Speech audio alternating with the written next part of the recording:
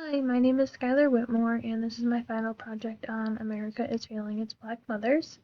My presentation focuses on the critical and urgent public health issue, which is the high rates of maternal mortality amongst Black women in the United States with birth.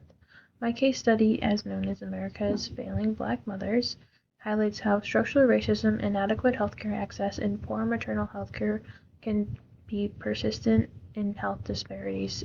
Today, I'll walk through this problem, some contributing factors and interventions and evaluation strategies, and a logic model to help guide a different and a comprehensive public health response. So my first slide is about the problem statement. Black women in the United States experience 3 to 4 times higher maternal mortality rate than white women. This disparity kind of regards in income, education, or insurance. For example, a Black woman with a college degree still has a worse maternal outcome than someone who is a white woman and did not even complete high school. This disseminates that the problem is not biological, that it's structural. Public health impacts preventable deaths, disparities in outcomes, and inequitable access. In the broader public health context, the issue begins the failure in equity and safety of maternal support systems. It's a lifelong consequence for families, infants, and it communicates with the communities and signals deeply rooted system problems across multiple levels of our healthcare system, not just one. Some public health context for this would be, according to the CDC, they report persistent racial gaps in maternal mortality and morbidity, and they've remained unchanged for decades. Some key contributors are implicit bias in care, inadequate prenatal access, and chronic disease burden. Some and beyond the individual outcomes, this becomes a national public health crisis that affects infant survival, family stability, and population of health control. Some in a broader kind of just reproductive justice, that it isn't fair that because you are Black you do have a higher mortality rate. That's not okay.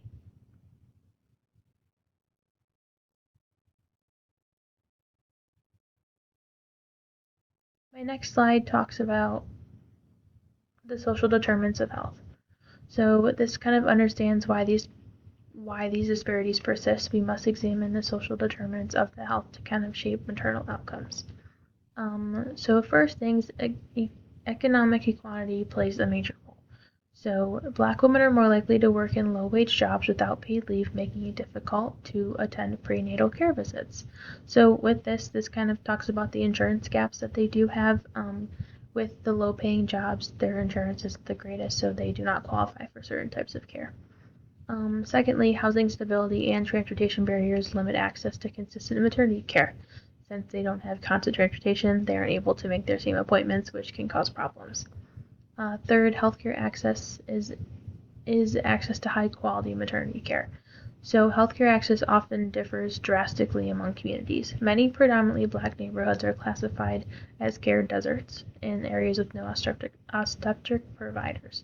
So personally, I know in Rochester, most of our OB-GYN or OB-GYN, we have very limited in the city of Rochester, the kind of mostly on the outskirts, so that definitely is true.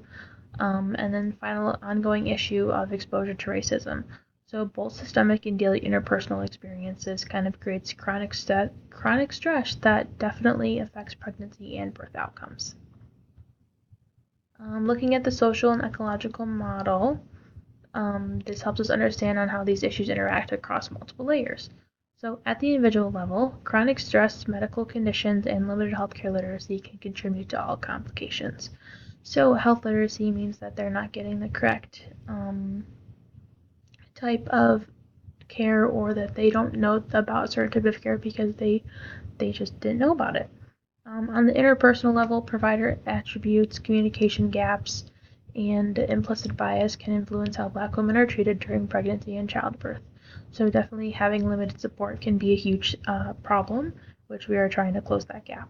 At a community level, the availability of maternal health resources such as hospitals, doulas, and prenatal programs definitely varies. So that kind of go back to that care desert conversation. With not being able to have care, people obviously go untreated about certain issues. At an organizational level, practices within the hospital, such as emergency response protocols and staff training, can influence survival outcomes. So, the higher level of trauma center you're at, the higher level of care you can receive. Finally, at the policy level, Medicaid coverage gaps with structural racism, they definitely have shorter postpartum coverage periods and unequal funding at hospitals that can play major roles in some sustaining disparities. So the first intervention that can be talked about to help kind of bridge this gap would be implicit bias training. So we kind of can show this as research shows that bias affects pain assessment, communication, and treatment decisions. This training can help providers recognize and mitigate unconscious attitudes that affect patient care. So you may not notice that you are being biased to the patient, but you are automatically already putting them at a negative. This intervention can definitely target interpersonal and organizational levels of this social economic model, and this can kind of create a more respectful and equitable healthcare, and can also overall make the experience of the patient a lot better. The second intervention that can be talked about is a doula support program. So having a community-based dual support program can provide emotional support, advocacy, and health education through pregnancy and postpartum. So they can improve their birth outcomes, they can create relationships, they can feel comfortable talking to someone if they don't feel like something is right. So evidence shows that dual support reduces C-section rates, increases breastfeeding success, and improves overall birth satisfaction. This kind of addresses those individual and interpersonal social economic models as well. This intervention addresses both individual and interpersonal levels by empowering pregnant Black women. So this kind of, as I said earlier, reduces stress, provides communication with the healthcare provider, and creates a trust in that healthcare access. Additionally, community doulas often share cultural backgrounds with the mothers that they serve, and they strengthen, as I said, with trust and support. So this definitely can decrease those stress levels if they are with someone that they feel like they can trust. The third intervention that I decided to talk about was to be extending Medicaid postpartum coverage.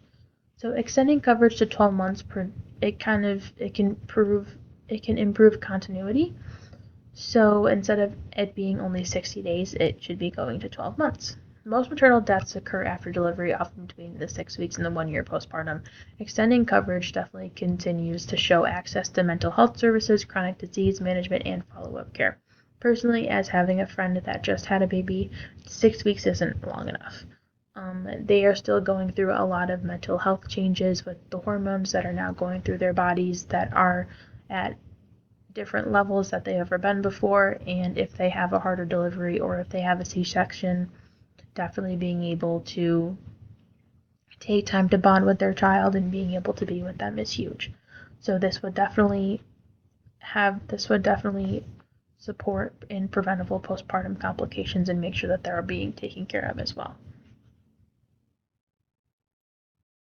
So with this proposed evaluation, determine which these interventions are successful, we must have a clear evaluation plan in place. So maternal morbidity rates, patient satisfaction, and access to prenatal visits is definitely a big indicator. Some methods of evaluation can include kind of chart reviews, patient surveys, Medicaid claims, and pre-post training assessments.